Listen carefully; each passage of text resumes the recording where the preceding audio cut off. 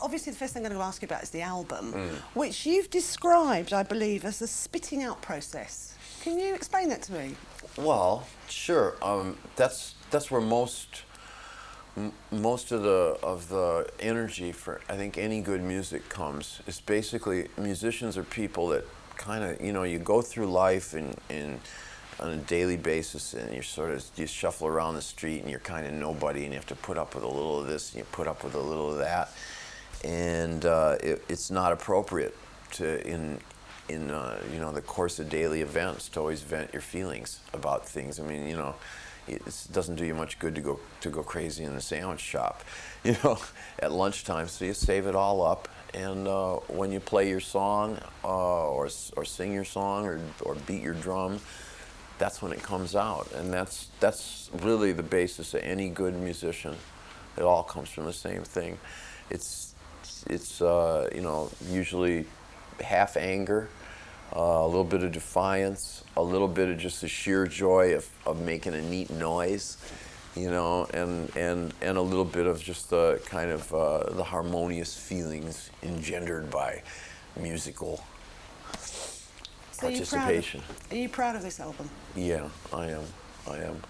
I'm proud of all the people that worked on it, and we worked together very well. A lot of thought went into it, a lot of work. I'm really proud of it. What about Kate Pearson? How did you meet up with her? How did that come about?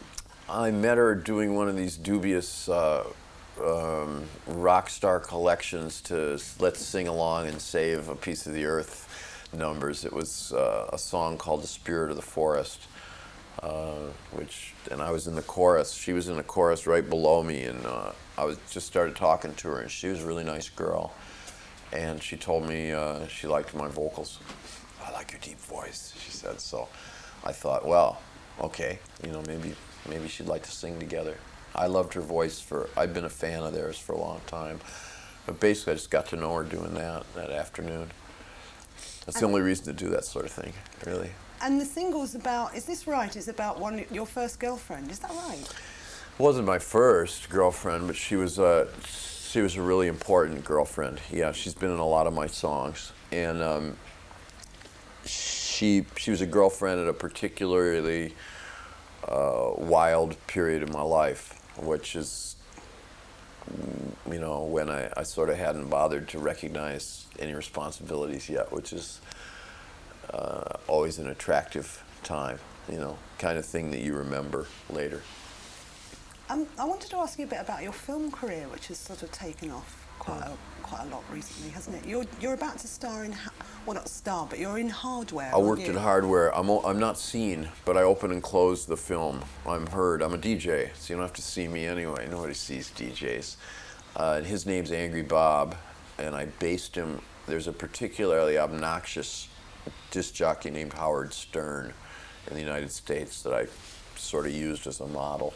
But basically, it takes place in an apocalyptic future, and he's a DJ that he's become very popular by decrying this apocalypse and sort of, saying basically, there's no fucking good news today. The world has turned to shit, et cetera, so let's rock and roll. That's kind of his thing. But as he's gotten bigger, he's taken some of the teeth out of his message in exchange for becoming successful.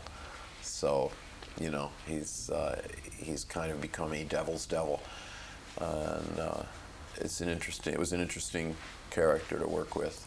How did you get into film roles?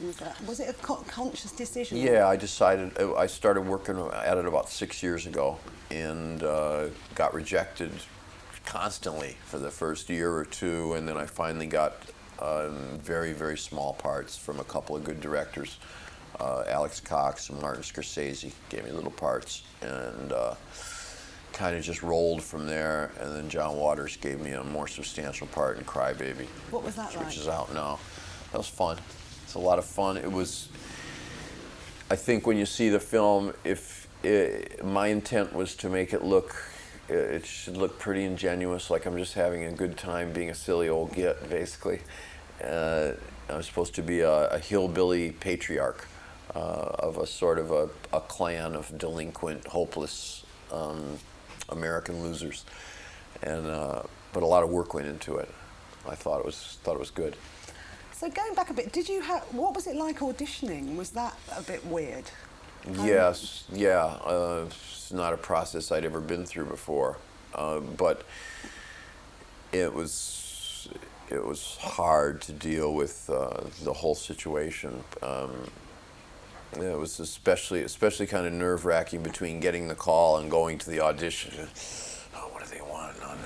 And eventually, after enough of it, you get seasoned. You know, I must have gone on 30, 40 of them. I don't know. And you start to figure out what it's all about and how you go after just, you know, getting. Basically, you've got to pick your man and get him by the throat and make him notice you, and try to get that part. And then you find there are ways to do that. And usually once you get any good at it, they don't involve auditioning. And of course, because I've got a career in performance that's not in film, the parts I get will tend to relate to whatever I'm doing on stage or on record or in my own videos. Because the directors will see these things, or they'll read something about me, and they'll cast me thusly. As John Waters did in the Crybaby. He probably read somewhere that I was some sort of a father of some sort of music. So, you know, okay, well, he can be the father in my movie, you know. What was I going to say? Have you got anything coming up? Have you got any other roles coming up? Yeah, I can't talk about it yet because it's not finished. What about film music? Does that interest you? Because you've done a couple of things like Repo Man. I did Repo Man. That was a great experience, and I'd love to do more of that. But the soundtrack gigs tend to go to synthesizer people, which I'm not. It's not my forte. I make up songs. I'm a songwriter as opposed to a music soundbite type of a guy. So I really like doing themes for films, and I like writing songs or singing songs that relate to a character in a film. I also did one for Ridley Scott recently, which is Living on the Edge of the Night, which wasn't used as prominently as I'd hoped, but it should have been. And there's a song on the album that's actually inspired by a film, wasn't it? Is that right? It's Something Wild. Something Wild? Yeah. It's news to me. That's John Hyatt's song. Oh, sorry, I fucked up completely there. Sorry about that. That's okay. Hey. What still motivates you or drives you after all this time? It's such a long career. There are a lot of areas artistically in which I'm very weak, and I'd like to get better at those. I'd like to be able to sing more powerfully in a higher register. The lyrics, there's a big gap. I think I'm a lot better than most guys writing lyrics, or girls for that matter, but there's a big gap between what I've really got to say and the clarity with which I'm able to say it. A big gap. That's something I'd like to work on. I'd like to make more money, and just like to improve as a film actor and theater as well, if I could, if I get the chance. So a lot of clarity that's basically the basic area in my work where I could stand a lot of improvement. I mean, musically, is there sort of less of a gap now between what you want and what you get? No, it's still a big gap between what I want and what I get. Maybe more than there ever was, because I think when I was I broke the most ground, as most people do, when I was in my early mid-20s, and basically then all I really wanted to do was do something with a very fierce energy and just piss everybody off and shake things up. And I did that. And then what happened was sort of, I've kind of repeated different permutations of that for 18, 20 years since. But personally, there's a lot more I've got to offer now that really is just starting to come to the surface. You know, because if you manage to have some sort of an interesting life and not die in the middle of it, you sort of got some things that you could talk about that require more finesse. Thinking about that, what do you see yourself doing, say, in 10 years' time? The same thing? Probably working within the same formats. I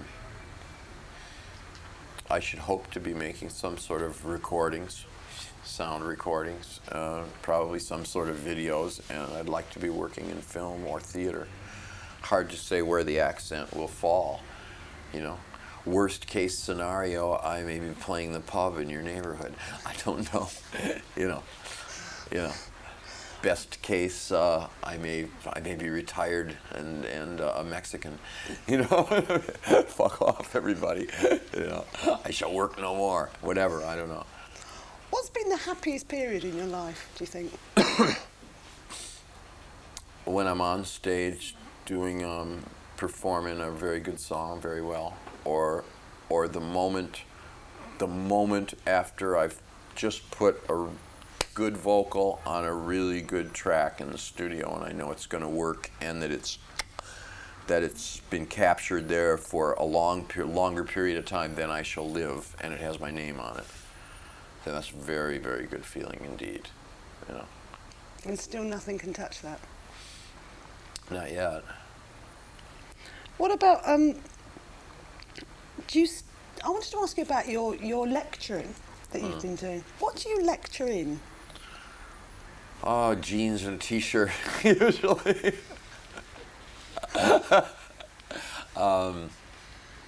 At universities, I was asked to lecture on, and I talked to them about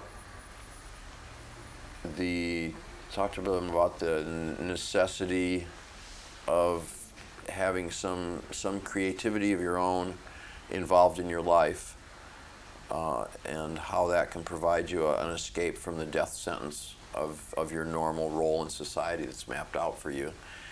And I told him that's sort of what I've tried to do with my life.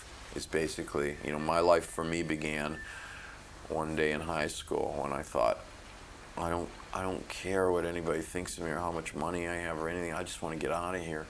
You know, I'm not going to wear a tight collar all my life unless I'm in the mood, sort of thing.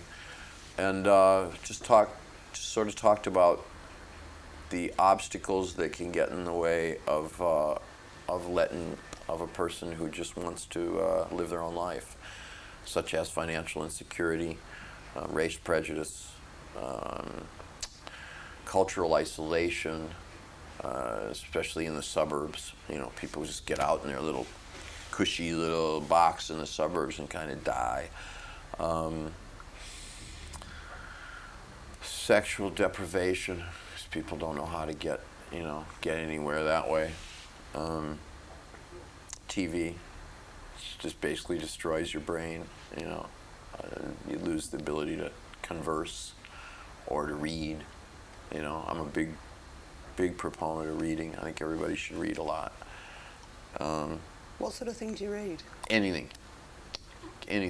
Viz. Yeah. Johnny Fart Pants is one of my big favorites. Yeah, I read anything from Viz to the Bible to Robert Graves. You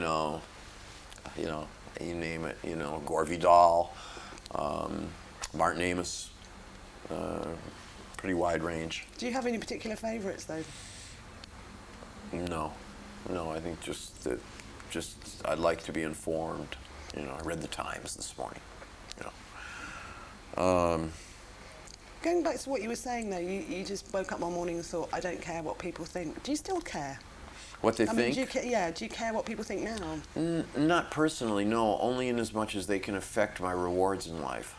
You know, but I mean, I don't really care what they think, you know, but I mean, you know, in as much as they can reward or punish me within our system, yeah, sure. You have to care a little bit, you know what I mean? I mean, obviously you have to care if somebody thinks you're a criminal because they'll put you in jail, you know, which used to happen to me in some of my early shows, you know. There was a difference of opinion. I thought I was entertaining, and someone else thought I was demoralizing the community. So, you know, we had a difference at that point. But I don't really care, because basically, you know, at the end of the day, it's my skin I have to live in. Do you do anything illegal at all now? I haven't in the last 10 days, no. I haven't broken a law in 10 days. What was the last one you broke? Well, I'm not going to tell you, am I? There wouldn't be any. Well, it might have been something inoffensive, like a parking ticket. I don't know. I haven't broken a law in 10 days. That's pretty good, eh? Yeah. Do you? I just want to ask you a bit about your life at the moment. Do you work out still every day? No, but I sort of. I try to do something that has to do with some way. I sort of try to like. I'm on a sort of. I have a close relationship with my body, and I don't work out a lot or regularly. I like to go swimming sometimes. I like to do that sort of mentally, just to get out of everything. Somehow, if I'm in water, I just feel I feel out of the grid of the world, the imposed structure that's, the giant voice that tells you, good morning, it's 6:30 a.m. and time to get up and listen to the Crap All Over It show with, with whoever the fuck he is telling me more bullshit about, So I like to get out. But no, I do a little, I just try to keep loose, go to bed at night, eat right, mess around, a little Tai Chi maybe, just a few minutes, Or go for a swim, maybe go, I went to a gym about 3 times a week last summer for about 3 months. That was kind of fun, but not something I want to, I don't want to be like Jack LaLanne. Do you have him here? I don't want to be like, hey, It's not really. But do people still ask? I mean, it's quite interesting because I was reading an interview with you, and you were saying that somebody from the Times asked you to take their shirt off. Yeah. So that's still. Yeah, some other guy. Some guy in Germany. Just like I was doing an interview with somebody. He says, "So you are still taking off your shirt on the stage? No, you are proud of your body, huh? Like, ooh, And it's yeah. I mean, I was when I started singing. I was using dance techniques then. It's a way to express yourself. You can raise your hand a certain way, and you can say something. Rap groups do it too. A lot of people do it. So it's really more about that. But do you ever get fed up with this sort of question now? I mean, that was a. No, it doesn't bother you. No, because it's not like it used to get me fed up a little bit until I realized that. I mean, how many rock and roll guys are getting interviewed on how many video programs right now? What we're talking, there's so much of it, and it all just washes over people anyway. And in the end, all that's really important about the interview situation is like the name and the face. And the rest of it just sort of washes anyway. So it really doesn't, if you look at it in that perspective, I don't get hung up on the details too much. What about actually thinking about other musicians? What do you listen to? What do you like? Lately, album called The Good Son by Nick Cave. It's a very, very favorite record with me. I'm also listening to, there's a record of Islamic music done by a guy named Simon Shaheen, produced by Bill Laswell, who's a producer in New York who I worked with on an album once. And that's Islamic classical music. It's like they took a 14th century composer's piece and did it with modern digital technology, but using the traditional instruments also. It's beautiful. I like the Cramps album right now. I've been listening to what's in my bag. Napalm Death, Scum. I like that album, Scum. Julie London, like Cry Me a River, Cry Me a River. And Frank Sinatra's, he's got an album called Only the Lonely, which is all songs for lonely people, which I really like. What do you think about the sort of current and music? Ginger Baker has a new album, which is very good. And that's also, Bill Laswell produced that. It's just instrumental music. That's really good. It's on a little label called Mango. Plug. Well, what do you think about the sort of current music scene, like the prevalence of dance and that sort of thing? Well, I don't think that is the current music scene. I just think it's about as current as, like, I don't know, Captain Crunch cereal. Do you have that stuff, you know, or like Ninja Turtle pizza? And it's like, most of it's just rubbish. Some of it can be good. Most of it's just music for people that don't really know how to dance and they don't know much about music either. But when it's down and good and groove, you know, a good dance groove can be killer. It's like anything else. Most of it sucks. Some of it can be really good. I'm not against dance music. You know, there's a killer groove. Somebody gave me an album, a guy in France the other day gave me an album by an Egyptian guy doing Islamic dance music, and it was killer. It was a real dance groove, but you know, singing that way. Those strange sounds, I can't do them. It was really good. It's really good. And still going back to your life at the moment, do you still play golf? About 10 days a year. I do it with my dad, you know. Really? Yeah, it's something to do with, like, family thing. That's about it, you know. I think it's a nice game. So do you go back to see your parents is it Michigan? As much as I possibly can, yeah. Or maybe works out to 2 or 3 weeks out of the year. You just try to spend together, you know. It's just, I don't have that much time. How do you feel when you go back there? Well, I enjoy being with them. You know, we do it about a week at a time, because after that we get on each other's nerves. It's like, oh, fuck. You know, because, you know, you just do, you know. They no longer live where I grew up, but yeah, I like Michigan. Yeah. Do they call you Jimmy or Iggy? They call me Jim. And do you think Jim Jr. sometimes, or, you know. Do you think in your life there's always been a distinction between being Iggy and being Jimmy?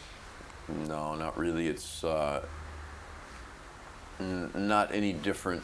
The same distinction that many people have who do. I mean, some sort of performance field. It's just that I was probably I was among the first to adopt a name that wasn't anglicized. In other words, I didn't call myself, like, you know, Johnny Jones or something, you know, or, you know, it used to be that people with awkward names would make something a little more neat and clean, and I sort of took and just made the most awkward name of all, you know.